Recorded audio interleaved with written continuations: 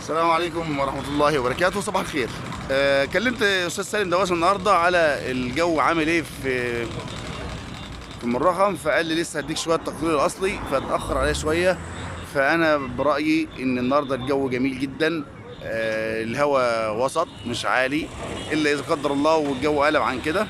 الموج جميل، يعني ممكن تروح الأبيض، تروح أي مكان مع الحذر طبعا.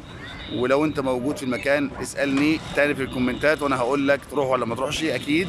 لكن اللي انا شايفه الهواء قدام عينيك اهوت، الهواء هادي، يعني الابيض وجميع الشواطئ المفتوحه هتكون تحفه النهارده. بس الا ان قدر الله عز وجل والجو قلب بشكل تاني.